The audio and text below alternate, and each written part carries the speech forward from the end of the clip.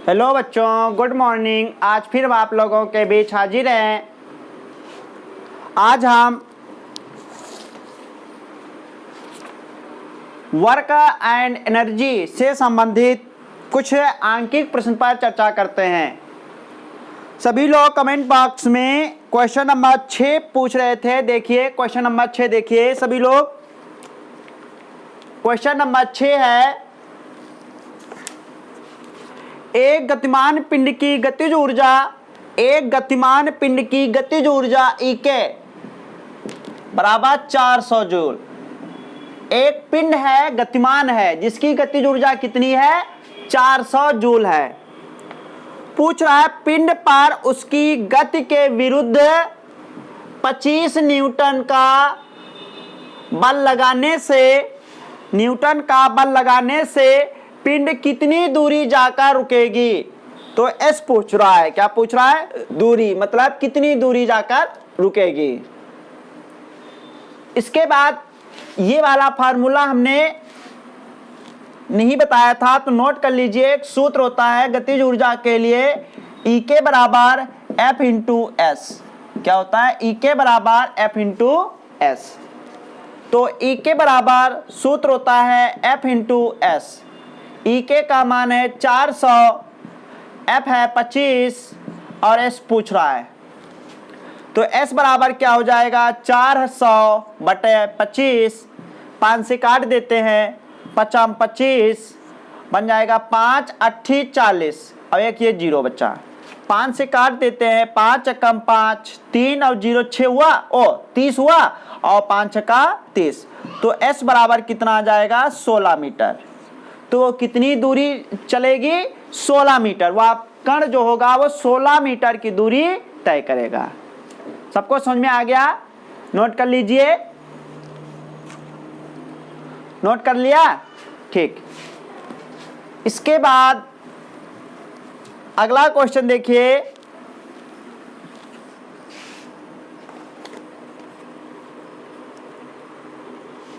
इसके बाद अगला क्वेश्चन है,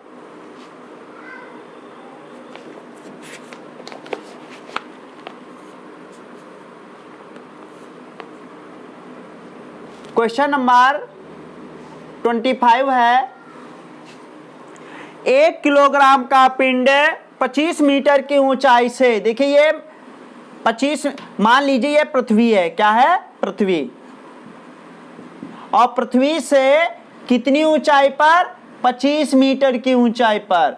25 मीटर की ऊंचाई पर एक पिंड रखा है जिसका द्रव्यमान है 1 kg।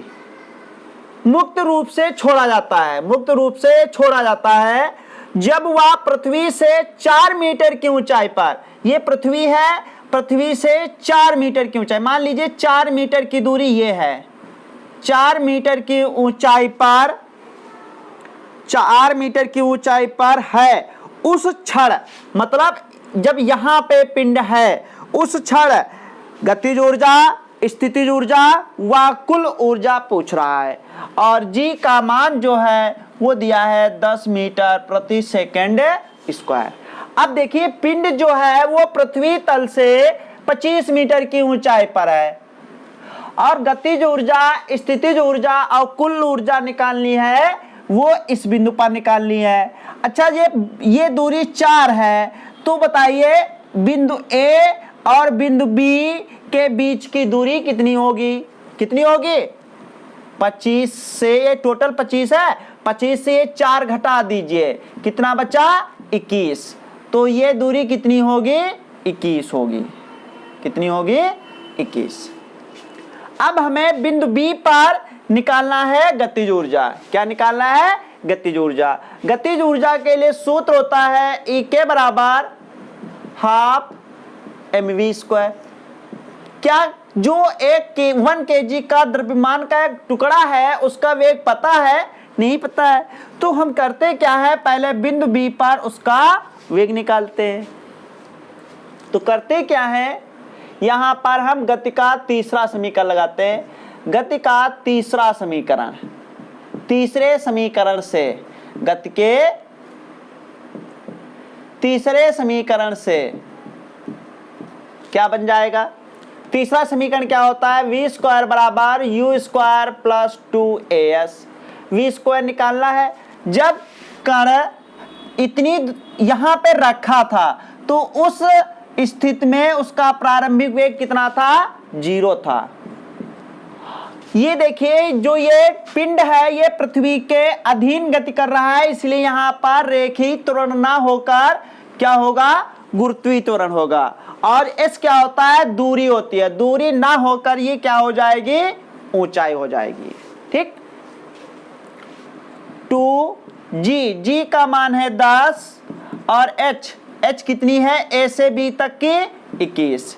तो कितना हो गया, 2 अक्कम 2 और 2 दूनी 4 और ये 0, तो 420 आ गया v स्क्वायर। और v बराबर हो गया √420 मीटर प्रति सेकेंड। ये वेग आ गया, कहां पे आया है, बिंदु B पर आ गया। बिंदु B पर वेग कितना आएगा, √420 मीटर प्रति सेकेंड। अब करते क्या है, अब गतिज ऊर्जा निकालनी है बिंदु B पर। तो देखिए बिंदु B पर गतिज ऊर्जा E के बराबर सूत्र होता है half mv square. Half m का मान है 1, v स्क्वायर, v का मान है √420 और यह है स्क्वायर। कितना हो गया, 1/2, 1 छोड़ दीजिए और इसका स्क्वायर वर्गमूल करेंगे तो यही रहेगा। 2 से काट देते हैं, 2 दूनी 4, 2 कम 2 0, तो कितना आ गया, 210 जूल। ठीक। अब हमें क्या निकालना है, बिंदु B पर गतिज ऊर्जा पूछ रहा था तो कितनी आएगी, 210 जूल आएगी। अब हम बिंदु B पर स्थितिज ऊर्जा निकालते हैं। इसको रब कर दें,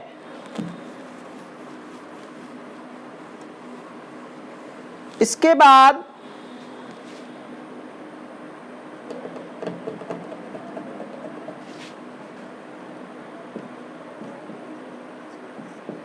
बिंदु B पर स्थितिज ऊर्जा, बिंदु B पर स्थितिज ऊर्जा U बराबर mgh। m का मान 1 और g का मान 10 है। किस बिंदु पर, B पर। तो B बिंदु जो है पृथ्वी तल से कितनी ऊंचाई पर है, 4। तो कितना हो गया, 10 चक्कू 40 जूल। ठीक। अब पूछ रहा है कुल ऊर्जा। क्या पूछ रहा है, कुल ऊर्जा। कुल ऊर्जा बराबर क्या होता है, गतिज ऊर्जा प्लस स्थितिज ऊर्जा। गतिज ऊर्जा कितनी है, 210 और स्थितिज ऊर्जा कितनी है, 40। तो टोटल कितना हो गया, 250 जूल। तो बिंदु B पर कुल ऊर्जा कितनी आ जाएगी, 250 जूल। सबको समझ में आ गया, नोट कर लीजिए। नोट कर लिया।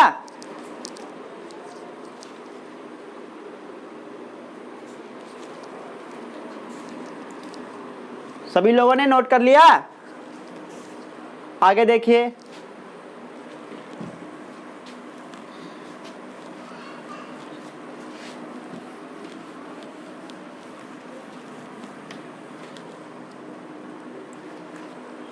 इसके बाद अगला क्वेश्चन है।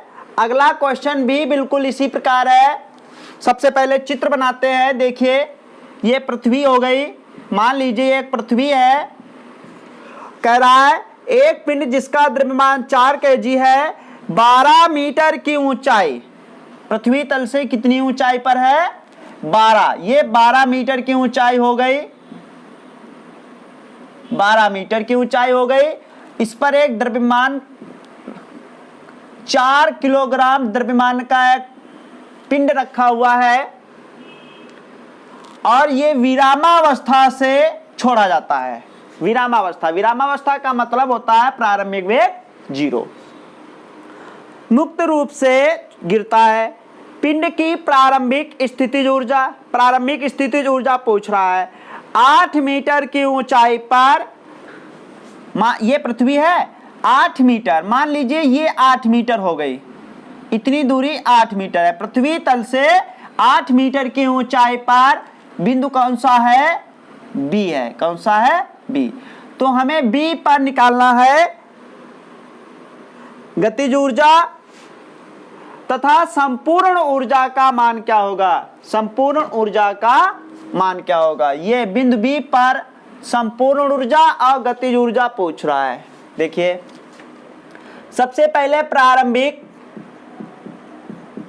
प्रारंभिक स्थितिज ऊर्जा पूछ रहा है। तो प्रारंभिक स्थितिज ऊर्जा U बराबर क्या हो जाएगा? mgh। m का मान 4 और g का मान देखिए बुक में दिया होगा 10 दिया है। कितना दिया है?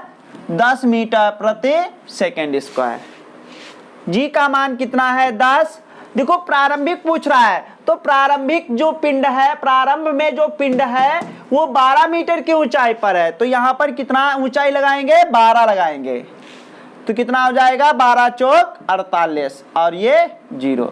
तो प्रारंभ में पिंड की स्थितिज ऊर्जा कितनी होगी? 480 जूल होगी। कितनी होगी? 480 जूल। अब पूछ रहा है बिंदु बी पर गतिज ऊर्जा। तो बिंदु बी पर गतिज ऊर्जा निकालने से पहले हमें वेग पता होना चाहिए। तो वेग निकाल लेते हैं गति के तीसरे समीकरण से। गति के तीसरे समीकरण से देखिए, v स्क्वायर बराबर u square plus 2gh। u तो 0 है, 2g का मान 10, h का मान, ये दूरी कितनी बचेगी? 4।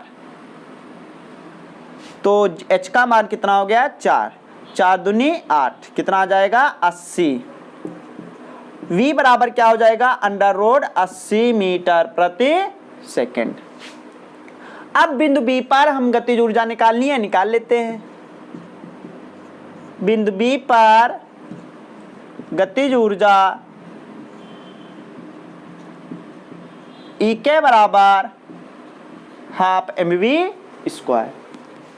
हाफ m का मान 4, v का मान अंडर रूट 80 का होल स्क्वायर। 2 से काट देते हैं, 2 दूनी 4। कितना आ गया? 2 और 80 का स्क्वायर, रूट 80 का स्क्वायर हो गया 80। तो 8 दूनी 16, 160 जूल आ जाएगा। गतिज ऊर्जा कितनी आ जाएगी? 60 जूल। अब हमें निकालना है बिंदु बी पर कुल ऊर्जा। देखिए, कुल ऊर्जा क्या होती है? गतिज ऊर्जा और प्लस स्थितिज ऊर्जा। तो सबसे पहले स्थितिज ऊर्जा निकाल ली जाए, तब तो गतिज ऊर्जा कुल ऊर्जा निकालेंगे। तो हम बिंदु बी पर क्या निकाल लें? स्थितिज ऊर्जा निकाल लें। कौन सी ऊर्जा? स्थितिज ऊर्जा। U बराबर mgh। m तो वही रहेगा, g का मान वही रहेगा। जो बिंदु B है पृथ्वी तल से कितनी ऊंचाई पर है? 8। तो 8 चको 32, 320 जूल। अब कुल ऊर्जा पूछ रहा था, तो कुल ऊर्जा बराबर क्या हो जाएगा? U प्लस E के 320 प्लस 160 बराबर 480 जूल। तो कुल ऊर्जा कितनी हो जाएगी? 480 जूल। सबको ये क्वेश्चन समझ में आ गया? नोट कर लीजिए।